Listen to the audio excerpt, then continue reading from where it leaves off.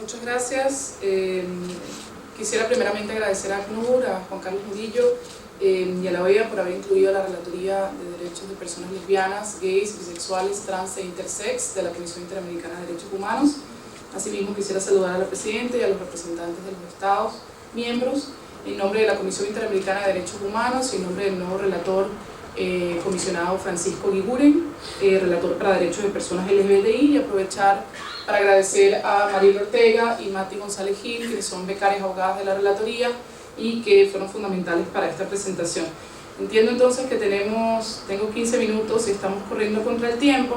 Esta es básicamente la estructura de la presentación. Vamos a iniciar con un video de 2 minutos y medio, luego vamos a abordar algunos conceptos claves en materia terminológica o terminología para entender un poco de qué hablamos cuando hablamos de personas LGBTI. Voy a abordar las directrices de ACNUR en la materia, que son muy completas, y finalizamos con algunos hallazgos de la Comisión Interamericana en la materia, algunos estándares del sistema interamericano y algunas recomendaciones.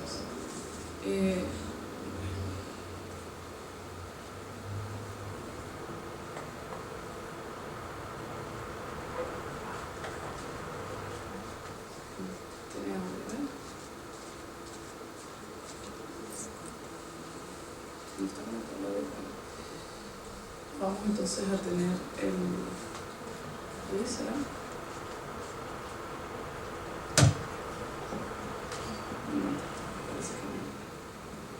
Bueno, ok, vamos a pasar entonces el audio y si queda tiempo y podemos resolverlo, lo pasaremos al final. Es una lástima porque el video muestra algunos clips de audiencias que se celebraron en este mismo salón, en este mismo edificio, de personas trans que acudieron a la Comisión Interamericana y contaron en sus propios términos cómo sufren la discriminación estructural y la violencia en sus países, que hace que, por ejemplo, la expectativa de vida de las mujeres trans en América Latina y el Caribe sea de 30 a 35 años, es decir, la mitad de la expectativa de vida de personas no trans. Entonces, en el video se aborda un poco esta discriminación estructural, que va a ser importante para que entendamos un poco de qué hablamos cuando hablamos de esta situación. Ya que no tenemos el video, pues entonces pasamos un poco a explicar un poco de esta discriminación y esta violencia que sufren personas debido a su orientación sexual y identidad de género real o percibida. En diversas partes de la región, las personas experimentan graves abusos contra sus derechos humanos y otras formas de persecución relacionadas con esta orientación sexual e identidad de género, específicamente cuando las orientaciones sexuales y las identidades de género son diversas, es decir, no se ajustan a lo que socialmente nos han enseñado deben ser una orientación sexual y debe ser una identidad de género. Aunque la persecución de personas LGBTI y aquellas personas percibidas como tal no es un fenómeno nuevo, existe una mayor conciencia en muchos países de asilo que las personas que huyen de la persecución por razones de orientación sexual e identidad de género pueden calificar como refugiados bajo la Convención sobre el Estatuto de los Refugiados. Así, ACNUR ha establecido que las personas que huyen de la persecución por razones de su orientación sexual e identidad de género pueden calificar como refugiados. Las solicitantes de asilo y refugiados LGBTI se encuentran en una situación de mayor vulnerabilidad a ser víctimas de violaciones de derechos humanos, por la discriminación y violencia que existe en las sociedades, nuevamente como lo decía anteriormente, en relación con las identidades de género y cuerpos, que es una discriminación que está absolutamente arraigada en todas nuestras sociedades en la región. Ahora, pasemos a hablar un poco de terminología. En relación con la terminología, hay algunos conceptos que se manejan alrededor de estas identidades y estas orientaciones que es importante que abordemos. La orientación sexual se refiere de una manera general como la capacidad de cada persona de sentir una profunda atracción emocional, afectiva y sexual por personas de un género diferente al suyo, de su mismo género o de más de un género. Entonces se incluyen dentro de esta categoría personas heterosexuales, mujeres lesbianas, hombres gays y personas bisexuales. Otro concepto importante a tener en cuenta es, y lo explicaba Andrés Rivera en el video, es el concepto de la identidad de género, que no tiene nada que ver con el concepto de la orientación sexual. La identidad de género es la vivencia interna e individual del género tal y como cada persona la siente profundamente. la cual puede o no corresponderse con el sexo asignado al nacer. En relación con identidades de géneros, la identidad de género, digamos, es un término que acoja o cobija ciertas identidades, como por ejemplo identidades de personas trans, transgénero, transexual, travesti, género queer, personas no conformes con el género, dos espíritus, y también las personas cisgénero, que son las personas que nos sentimos identificadas con el género que nos asignaron al nacer. Es decir, cuando yo nací, vieron que yo tenía una vulva, me asignaron mujer y me siento y crecí y me siento como una mujer. Yo soy una persona cisgénero en ese sentido. Ahora bien, entonces a grandes rasgos y de manera muy general, una mujer trans es una persona que cuando nació le asignaron el sexo masculino, pero creció sintiéndose como una mujer. Un hombre trans es una persona que cuando nació le asignaron el sexo femenino y creció sintiéndose con su identidad de género como masculina, es decir, como un hombre. Pero es importante aquí destacar que las personas trans construyen su identidad de género independientemente de modificaciones corporales o de cualquier tipo de intervención médica. Es decir, hay personas, personas trans que toman hormonas o se someten a cirugías, pero hay personas trans que no. Y es importante entonces aquí entender que no existe una única forma de ser mujer, ni existe una única forma de ser hombre. Y además existen personas que se identifican por fuera del binario hombre-mujer. También existe la expresión, una terminología importante que tenemos que estudiar, que es la expresión de género. Generalmente se refiere a la manifestación del género de la persona, que podría incluir la forma de hablar, los manerismos, modo de vestir, el comportamiento personal, el comportamiento de interacción social, modificaciones corporales, entre otros. Y luego viene otro término que es el de diversidad corporal. La diversidad corporal se refiere nuevamente a una amplia gama de representación de los cuerpos. Se relaciona con lo que mencionaba anteriormente en relación con personas que se sienten fuera de este binario hombre-mujer, pero también hace referencia a la I de LGBTI, ¿no? ¿Qué significa la I de LGBTI? La I significa personas intersex, no intersexo, no intersexual, sino personas intersex. Ahora, la intersexualidad es un término que se utiliza para describir aquellas situaciones en las que la anatomía sexual de una persona varía del estándar de corporalidad masculina o femenina. ¿Qué significa esto? Cuando las personas nacen, en la gran mayoría de los casos, si tiene pene, consideran que es un niño, y si tiene vulva, consideran que es una niña. Hay un porcentaje pequeño de la población que nace con unos genitales que no son inmediatamente clasificables en niño o niña. Estas son las personas intersex, o una de las variantes de personas intersex. Hay muchas, 30 o 40 variantes de personas intersex, pero de la que me quiero referir aquí es de las personas que nacen desde un punto de vista médico, se considera que tienen genitales ambiguos. Ahora, ¿por qué menciono esto? Porque en la gran mayoría de los países del mundo, incluyendo los países de nuestra región, las personas que nacen con genitales considerados médicamente ambiguos son sometidas a cirugías que buscan normalizar la apariencia de los genitales. Estoy hablando de cirugías al recién nacidos y nacidas, muchas veces sin consentimiento de los padres o madres, evidentemente sin el consentimiento de los niños y niñas, pero son operaciones que buscan nuevamente, en la gran mayoría no son médicamente necesarias, sino que buscan hacer que los genitales se parezcan más a lo que nosotros consideramos socialmente que debe ser un niño y que nosotros consideramos socialmente que debe ser una niña.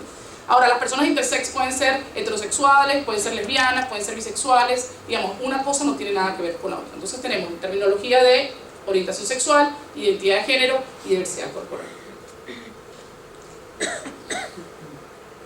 Ahora, en la última década, la persecución a personas sobre la base de su orientación sexual e identidad de género ha llevado a un incremento en el número de solicitudes de asilo presentadas por personas LGBTI. En respuesta a esta situación, ACNUR desarrolló un documento de directrices que me parece que es importante y que puede servir de guía, y por eso lo traigo a colación. Según estas directrices, entonces, la orientación sexual y la identidad de género pueden ser relevantes en la solicitud de la condición de refugiado cuando la persona tiene algún daño de persecución por motivo de su orientación sexual y su identidad de género real o percibida, que no se ajusta o no se considera que se ajusta a las normas políticas, culturales o sociales predominantes. Entonces, la solicitud de condición de refugiado con base en la orientación sexual y la identidad de género comúnmente son analizadas bajo el fundamento de pertenencia a determinado grupo social, dentro de los 5 motivos de persecución establecidos en la Convención sobre el Estatuto de Refugiados.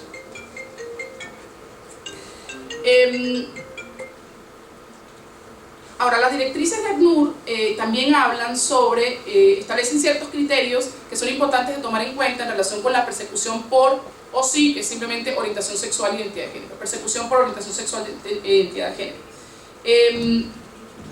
Es importante tomar en cuenta que cada incidente de daño debe ser evaluado de manera integral a la luz de la situación imperante y en el país de origen. Luego, también es importante tomar en cuenta que la discriminación puede equiparar a persecución, según ACNUR, cuando las medidas discriminatorias de manera individual o acumulativa tienen consecuencias de naturaleza sustancialmente perjudiciales para la persona afectada. Es decir, cuando a las personas trans se les niega constantemente el acceso a servicios que están disponibles para el resto de las personas, como educación, seguridad social y salud, esto puede ser un motivo de persecución que puede equivaler a persecución para dársele la condición de refugiado.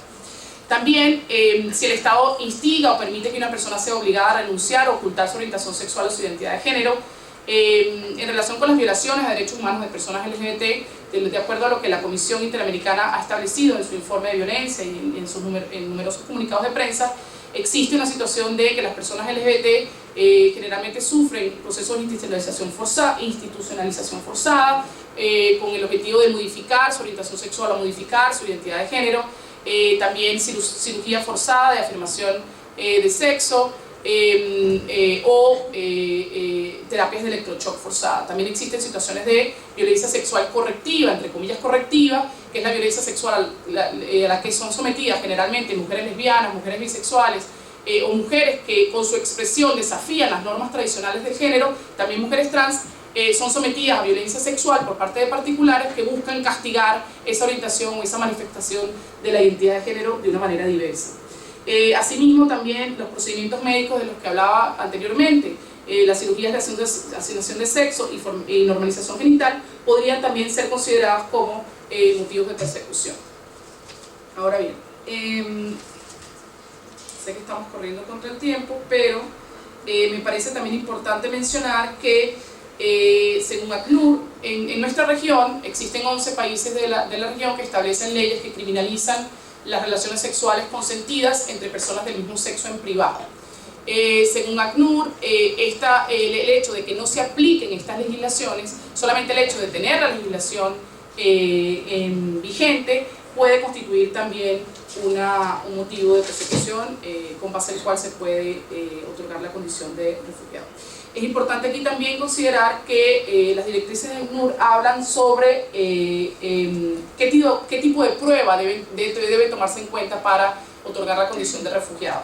Las personas LGBT, por ejemplo, pueden probar su orientación sexual o su identidad de género diversa a través de declaraciones de testigos, fotografías o pruebas documentales. Pero dice ACNUR, cuando el solicitante no puede proporcionar pruebas de su orientación sexual, la persona encargada de tomar las decisiones deberá confiar únicamente en el testimonio de la persona.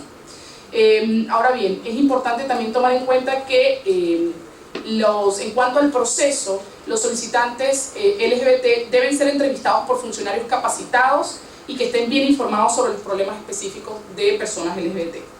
Asimismo, es importante que los oficiales que toman la decisión de otorgar la condición de refugiado no deben de basarse en presunciones estereotipadas en relación con personas LGBT. Es decir, no todos los hombres gays son hombres, entre comillas, afeminados, no todas las mujeres lesbianas, hay algunas mujeres lesbianas que están casadas con hombres, hay algunas mujeres lesbianas que tienen hijos, y asimismo, como vimos, no todas las personas trans se someten a operaciones de afirmación de género, es decir, que buscan modificar su apariencia o sus genitales para que se les perciba de una manera o de otra.